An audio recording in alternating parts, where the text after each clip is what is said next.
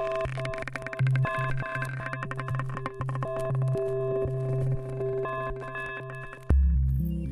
everybody, welcome to Raising Vibrations. You with Simon today, and today's video we're going to be looking at retrograde planets in your natal chart, and in particular understanding how to synthesize what a retrograde planet is representing in your chart, understanding what is the psychological and emotional model that you need to understand about a retrograde planet in your chart, and maybe some practical tools that you can use in your everyday life to support you in actively working with the status of retrograde planets in your chart. Okay, so one of the reasons why I was inspired to do this video is, of course, a lot of people are very much digging into astrology at the moment, trying to understand themselves better using the form of astrology. And naturally, we're going to come across charts where a planet is retrograde, and our curiosity arises because of that. Okay, so it's a pretty common thing to be able to not really know what the retrograde symbol in your chart represents. And of course, that is not something that you need to spend a lot of time actively focusing on, in my view. And the reason why I say that is because, one of the things that is really important to me when looking at your astrology chart is to understand that the chart itself is not you, in the sense that it is just there in existence as calculated symbols. The nature of your inner psychological and emotional makeup, okay, is the real reflection of how those archetypes or how those symbols are going to show up. So yes, you might have Mars in Cancer as an example, okay? And yes, there are certain quality traits that are associated with that symbol that you can recognize within yourself. But that's it's the top layer, and I would say that it's a layer that is helpful in being able to first develop a sense of familiarity with the inner, deeper self that it is that you are as you go beyond that. Okay, so my attempt in these videos, and also with the conversation that I want you to be able to really hear today, is that firstly, the chart itself represents a sort of myriad of ways in which a deeper story that lies within your subconscious, that lies within your soul's history, that's there and it's present. And if we allow ourselves to navigate into the deeper parts of ourselves, we'll actually start to really become consciously aware that on the surface, Mars in Cancer represents an instinctive need to protect. And the question is, what is the underlying reason for that? Is it that there are experiences that are held within the early life of that person's environment in which sudden events had caused a really deep impression that things are not safe? Okay? And so that kind of complex, that type of impression is very much a base that sits in the subconscious that influences your relationship to the way that you see the world. And there's a very profound sense of invitation into understanding what is individual for you, okay? What is unique about your Mars in Cancer story? So, what does this have to do with retrogrades? Well, in order to really understand the retrograde in the chart, we have to understand the process of individuation, okay? The necessary need to see yourself as different or differentiated from the next person, even though you might have Mars in Cancer. Okay, you both have Mars in Cancer. Okay, there's a necessary need to understand individuation or differentiation. Okay, individuation is simply a process where we begin to understand and make sense of our personal mythology, okay? Our personal story, the one that you have lived, those sensations, those impressions, those moments that you've had in your life that are very unique to you. And the collection of all of these events and impressions and experiences and inner psychological structures, that when you walk out and you go into not so much now, but when you walk out and you go into the world, your interaction with something, say two people interact with the same thing, your relationship to that is different to the other person's. Okay? So it's a process of breaking down consensus ideas, or the active role in self-discovery, right? Who are you would be the question. Okay?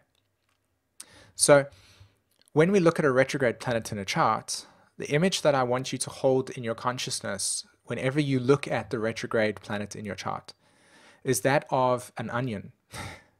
Okay? And notice that when you see an onion, there are different layers.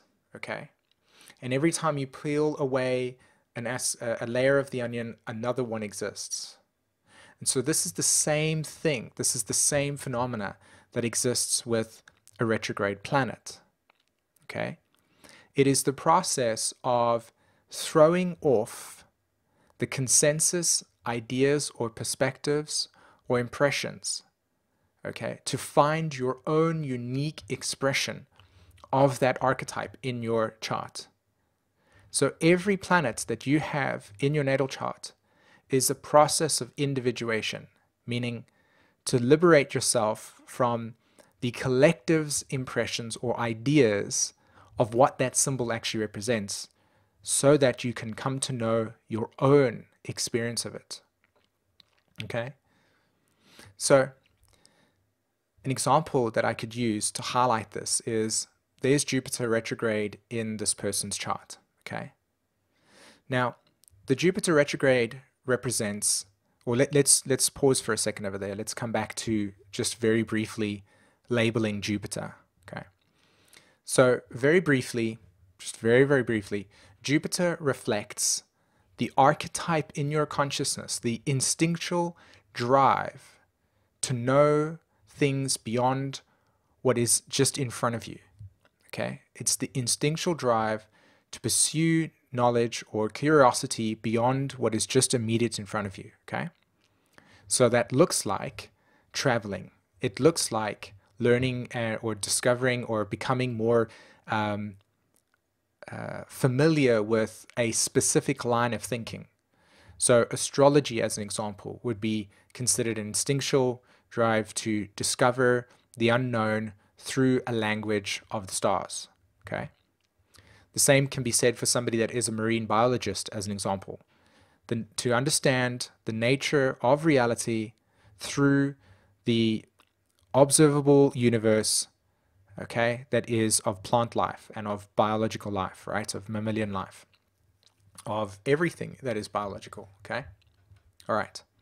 So Jupiter is that instinctual impulse that creates that.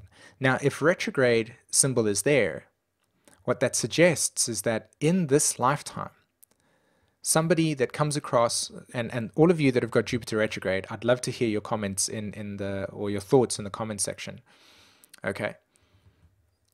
When you have Jupiter retrograde, remember that the instinctual impulse is to not actually take any other person's perception of truth, okay, to actually need to reject it.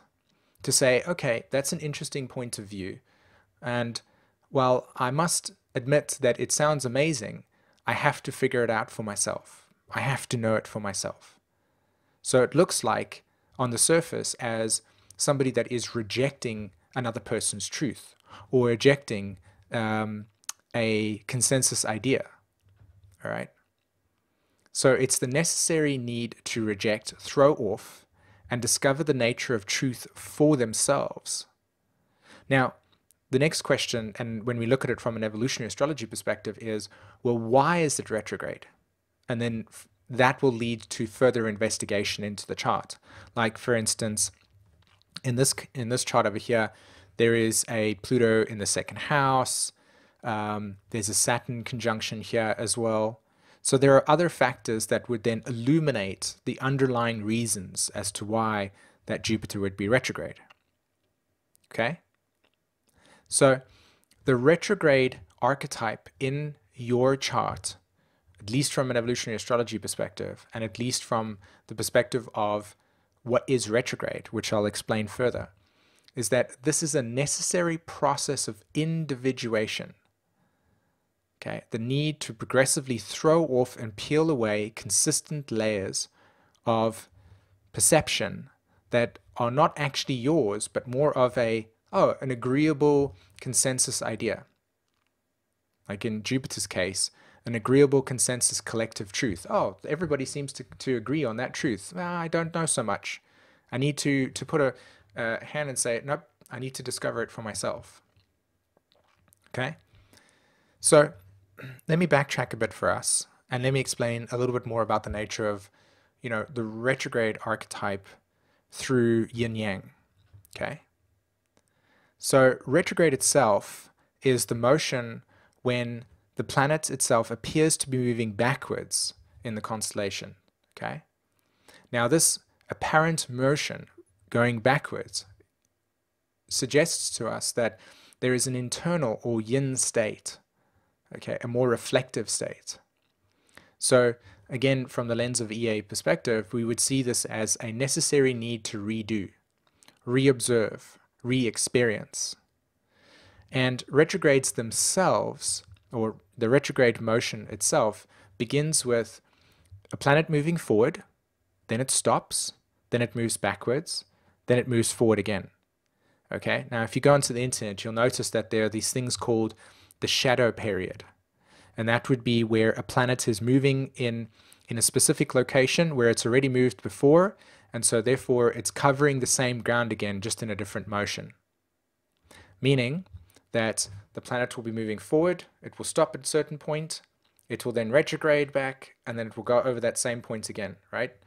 So it's a necessary period of time that reflects, or that speaks to reflection. Okay? Now, depending on where the retrograde is, i.e. if you were born and the planet had stopped and then it was in a retrograde motion, it's going to have a different impression than if you had retrograde but the planet was moving, like, let me show you like this. Sorry, it was moving retrograde, it was moving forward like that, and then it retrograded and then it stopped. Okay?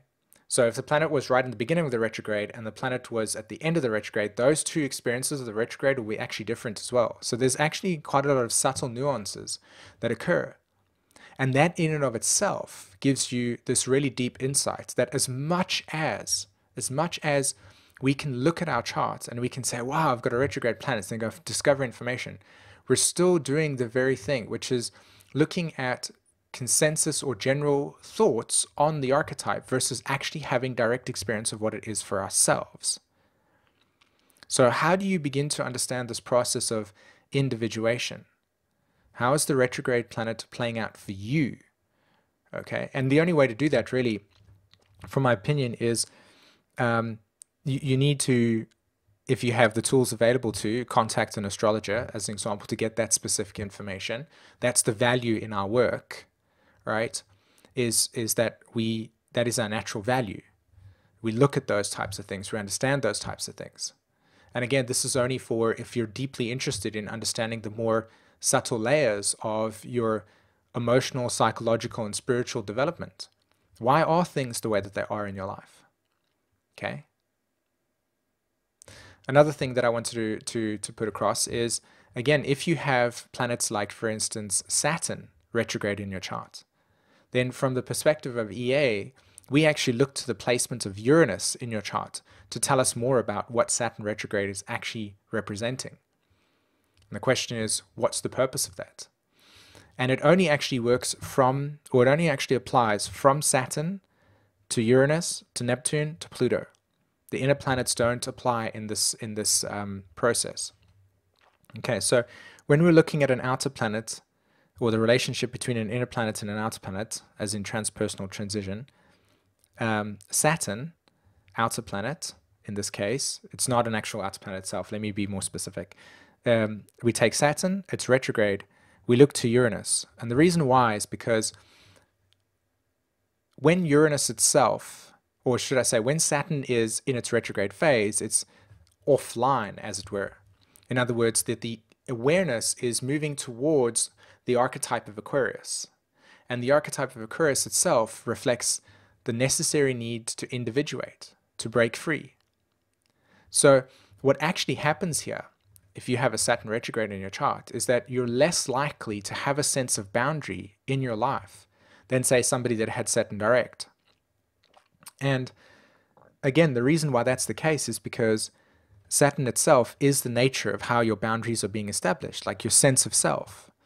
Whereas when that is retrograded, the awareness pulls towards the Uranian archetype, and then what appears to be somebody that's very rebellious or nonconformist, or chooses to be different in that sense, to the parents, that appears as if you're just being, you're out of control, you're a rebel.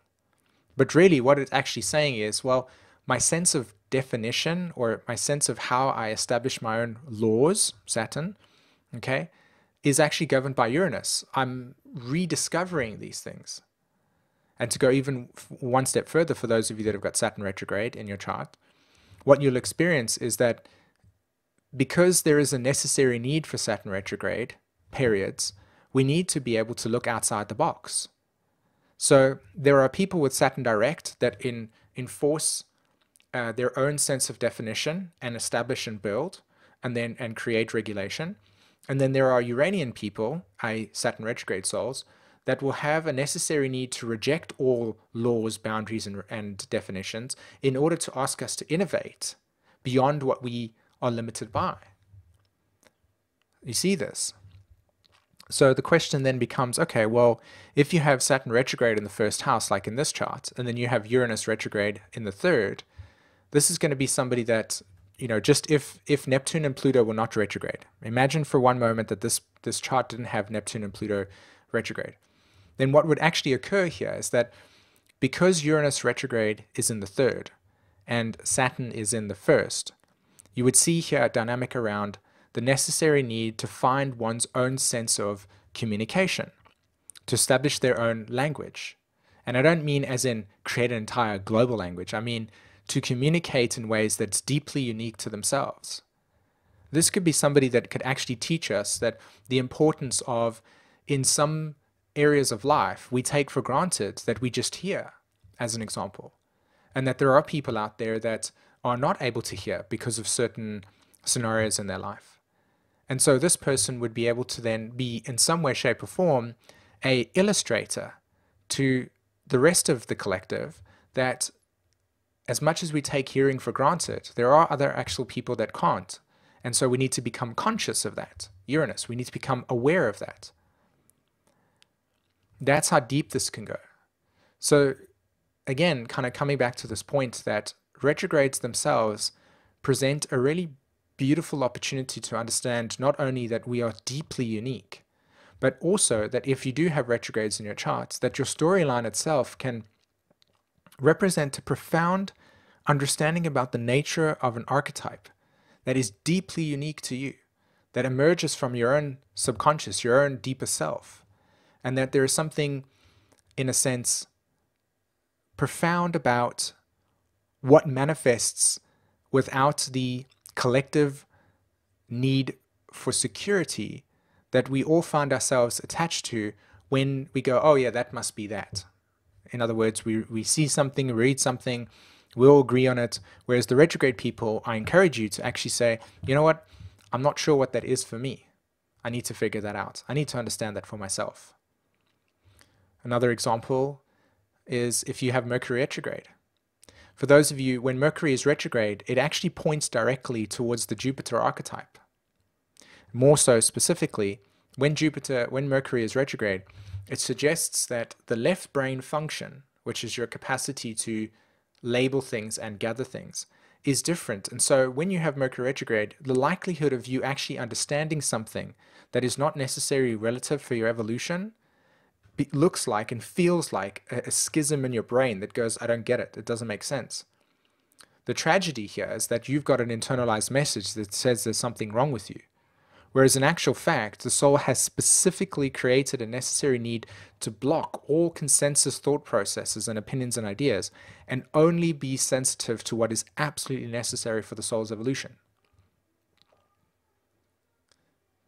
Okay, so in summary, retrograde planets are a process of individuation to discover the deeper self. Every time you see a retrograde planet in a chart, imagine that there is a consistent process of a layer of understanding that gets peeled away to understand deeper meaning behind what that retrograde is in your chart. It's a deep, reflective, inward yin state. And so you're discovering what is unique about you in this archetype, in this specific placement. And the way that you would do that is you would synthesize firstly the planet itself, then you would synthesize the house, and then you would synthesize the sign that it's in. And of course, if you want to go further and advanced, you look at the squares and aspects to it. But I wouldn't encourage that right now because, again, that's too much mental gymnastics and not so much actually feeling the sensations of the archetype in your body and in your experience. Okay. So for those of you that have found this really informative and helpful and supportive, there are 3 things that I'd like you to do. 1, if you're interested in actually learning more about retrogrades themselves, I have created an astrology school, and in the intermediate course, you can actually invest in just simply the retrogrades model, as in you can learn. I've created an entire teaching on retrograde. It's about 45 minutes long, and I go through all of the planets specifically and in detail. That I'll put in the description and also the comments section as well, so you can go check that out. You can buy it individually. Or if you want to learn more about evolutionary astrology per se, I also have the entire school or different modules that you can go and invest in and look at what interests you in terms of learning. Okay? And finally, myself and Jen have also put a sliding scale on our readings and our live sessions during this time.